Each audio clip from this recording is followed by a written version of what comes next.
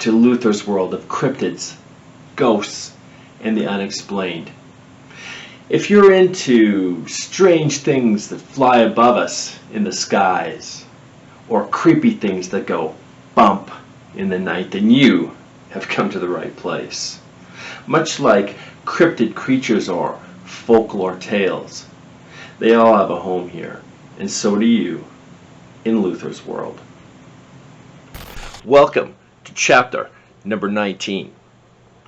I never thought it would happen to me. Real stories told by the people that had the encounters. We're first going to start off with Anthony Bowens as he tells us a little tale about his grandmother. Then we hear from Randy Nicholson, who tells us a story about driving with his brother, his deceased brother. So I've experienced a couple different paranormal, situations over the course of my life, and I will start from the smallest one and I'll just build my way up. The first paranormal, or the smallest experience that I had was, I believe I talked to my grandmother in my dream, and I was very close with her. She passed away in 2015, and we would visit her in, an old age home every other day, or as much as I can. And when I would visit her, I wouldn't ask her about how she was feeling. I wanted to do everything to take her mind off of whatever she was experiencing. She passed away, and then a couple months after that, I had a dream that she was sitting in her favorite chair in the living room, and I was speaking to her. I don't particularly remember a lot of what she said, but the thing that stuck out was she kept saying how thirsty she was, and how she kept having a ringing in her ear. It just kept ringing, and it was just super annoying. I asked her if she was in pain. She said no, from what I remember, but those are the two things that stuck out. And then I told my aunt this maybe a few weeks later when I saw her, and she stopped and she was like, "That's crazy," because she was complaining the last week before she passed away. She was complaining about a ringing in her ears, and how thirsty she was. She was constantly asking for water. She wouldn't eat, but she would just keep drinking water. So I don't ever recall my parents ever discussing her condition. I didn't want to know about it because it would affect me too negatively. So I truly do believe that I spoke to her. Hey, what's up, everybody? It's Randy Nicholson, aka Agonist, up here at Nightmare Factory with Luther, telling some ghost stories. Okay, guys, so this one is pretty creepy. Hits close to home. Back in 2003, I was stationed in North Carolina, Camp Lejeune, Marine Corps. I had got a phone call that my brother was killed in a car accident here in Georgia. Of course, I hopped in the car, hauled ass down here to Georgia as soon as I heard the news. The night of his funeral, we had the service and everything. I was invited to my cousin's house. They were having a get together to kind of just, honor him and remember him, have a few drinks, nothing crazy. I remember at the time I had just had a brand new CD player installed in my car. And this brand new CD player, the volume knob, it had a actual knob that you had to turn the volume up and down. There was no other way to do this. You had to physically turn it down or up, right? So I'm riding down this road heading to my cousin's. I had stopped and got a bottle of liquor, and we're sad, depressed. I'm mourning, grieving over my brother. So of course I'm gonna have a couple of drinks, and just howl at the moon, as they say. So I'm going down the road, and it's pitch black dark out. And I listen to death metal. I listen to hard rock, heavy metal. There's this one song by a band I love, my favorite band probably, Seven Dust. There's a song on one of the Seven Dust albums called Born to Die. Well, it's a pretty heavy song.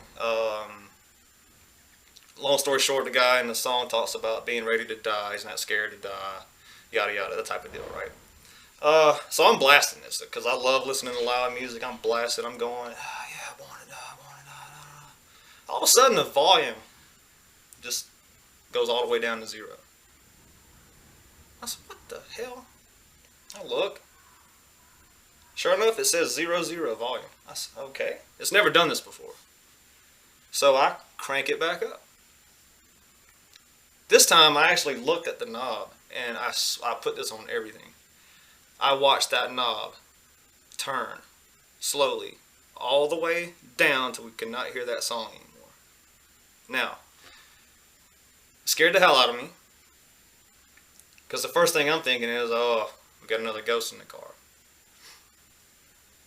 Then I'm thinking, oh, maybe it's my brother riding with me. Whatever it was, they did not like that damn song.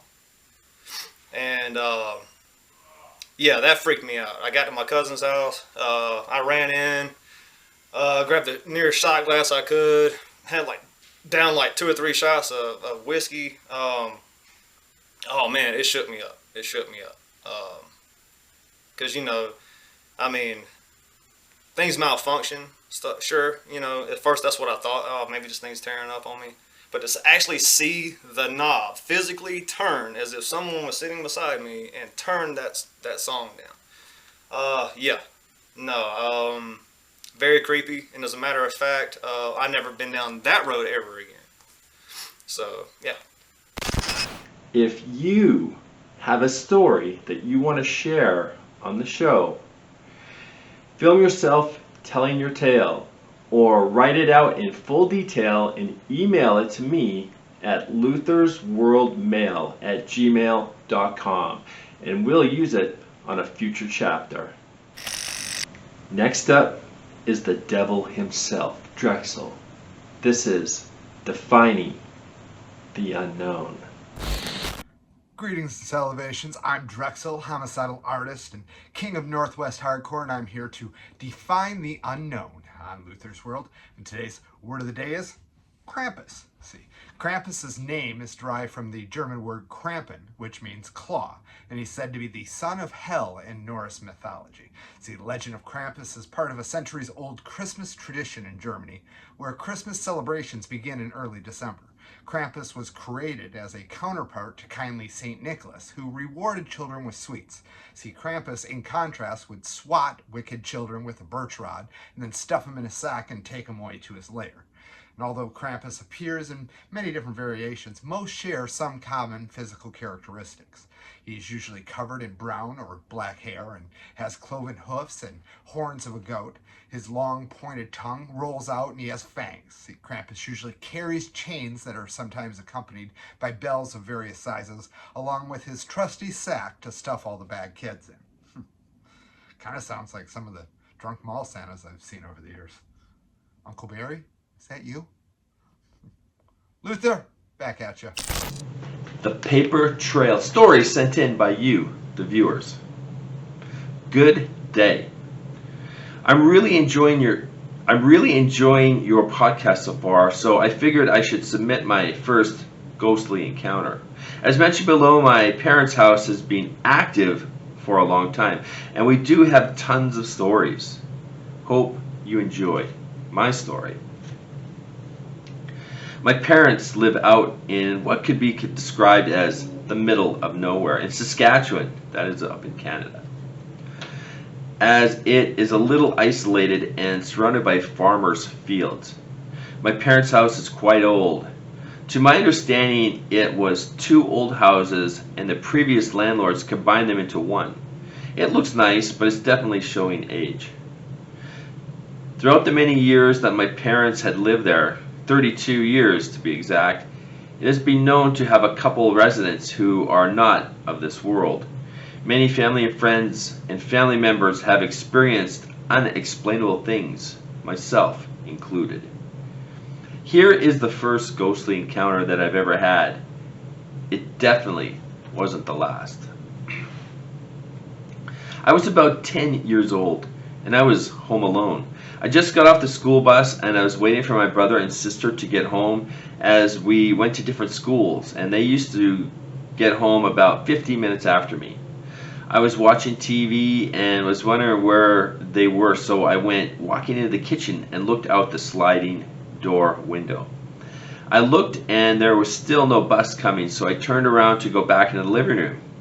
As I was turning, my parents have a glass cupboards. I saw my reflection and noticed that there was an old lady standing behind me, and she was just staring at me. I instantly froze and saw that she was a couple inches taller than me. She had small round glasses and a wool-looking veil over her head, and she was staring blankly at me. She was not showing any emotion. She was just staring at me. As I froze, I stared at her for a few seconds. Then I ran back to the living room. I sat on the couch staring at the TV and was too afraid to move or turn around to look back into the kitchen. I didn't hear anything but the TV. I sat there for the next hour until my parents got home. While sitting there, I was trying to rationalize what I saw. After a while, I eventually concluded that my mind was playing tricks on me, and I left it at that. Fast forward a few months, my cousin began living with us. And a few weeks after moving in, she was telling me and my family one evening that the night prior she was sleeping in the basement and she was woken up in the middle of the night. She said that she woke up because someone was saying her name and was shaking her leg. My cousin then said she opened her eyes and looked at the end of the bed and saw that there was an old lady standing there staring at her. My cousin then began to describe the exact same old lady that I saw. As I said at the beginning of this little story, my family members and family friends have experienced similar events at my parents' house. I've been a believer of spirits ever since. Thank you for reading this. Take care, Carrie. That is a great story, Carrie. If you have more, send them in. I will read them. This was great. Thank you. Hi, this is Dean Alexander. We're coming at you from the Nightmare Factory, and this is Luther's Mail. Quick story. This happened in Colorado sometime around 2010. Driving through a residential neighborhood, it's about 9, 10 o'clock on a weekday. Dropping my buddy off at his house, about 5 blocks away, we noticed a light in the sky, not too high up. The light looked like a star. It had no luminescence for being that low. No flashing, just moving back and forth slowly. I came to a stop to get a good look. And the sky was pretty clear that night. I'll never forget the shape. It was round and appeared to spin slowly, also fairly larger than my SUV at the time. I kept driving, and this thing began to move faster, but still spinning slowly. I could only follow it so much because of the straight neighborhood streets. It briefly left our sight. I made a turn, and there it was again, just gradually speeding up into the distance. No, I wasn't willing to say aliens right from the jump because it could have been anything. I thought at the time, it could have been anything. I thought at the time, but eyes can be very tricky when you're looking at a timeless painting. So what this thing did next gave me chills. As it went off in the night with the immediate speed, it cut and turned left and made the most perfect right angle turn without slowing down, and after that it was gone. My buddy saw it, left speechless just like me. I may never know what it was that I saw exactly, but I saw it. How's it going, everybody? AEW superstar Marko Stunt here, and we're going to dig in to Luther's Mail a little bit. This one's an interesting one. It says, "Hey Dr. Luther, long-time listener, first-time caller. I'm a SID survivor, that is a sudden infant death syndrome survivor. When I was 8 months old, I stopped breathing in my cot. And the only reason I'm here today is that my grandpa heard his mother's voice next to him telling him to check on me. When he got to me, I hadn't been breathing for a bit. He gave me CPR and called paramedics. Ultimately, the reason I'm alive today. Seems weird, but since then, I will randomly wake up and I'll feel like there's another person in the room. Most of the time, there's someone listening to my breathing. It's strange because although I'm aware of it, I'm not like panicked or anything. I kind of know it's someone checking up on me to see if I'm okay. That's my story, though. Hit me up if you need any more info." I would like to thank all my guests thank everybody that sent in stories, thank my storytellers, and most importantly, I want to thank you, the viewers. So until next time, let the chaos run strong and stay